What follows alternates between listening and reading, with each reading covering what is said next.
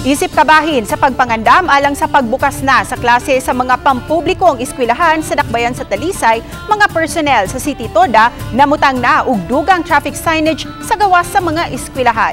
Ano ang report ni Femery Dumabo? Gisugda na gahapon ang pagbutang sa mga traffic signage at tubangan ug atbang sa mga public school sa Talisay City. Gipamutang ang mga no stopping, pedestrian crossing ug uban pa nga mahimong giya sa mga tinun-an magtutudlo og ginikanan. Traffic plan usab sa matag eskwelahan ang hingpiton pa. Karong mga panahon na giandaman sab namo ang mga private schools.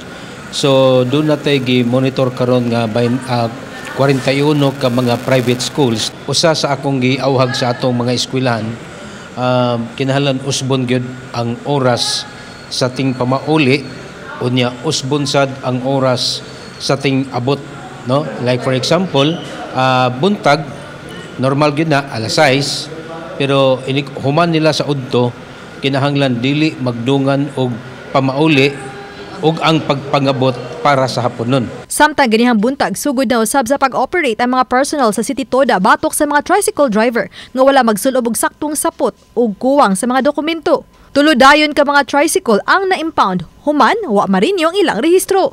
Ngano nga among kinalawa na mag-sleeveless, no?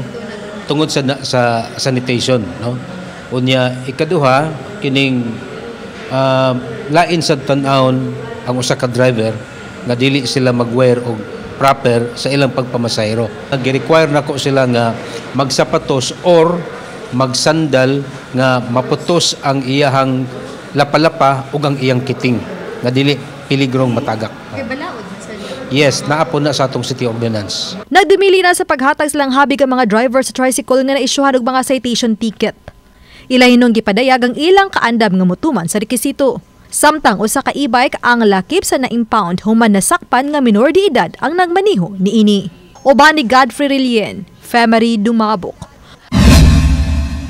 Balitang Bisdak.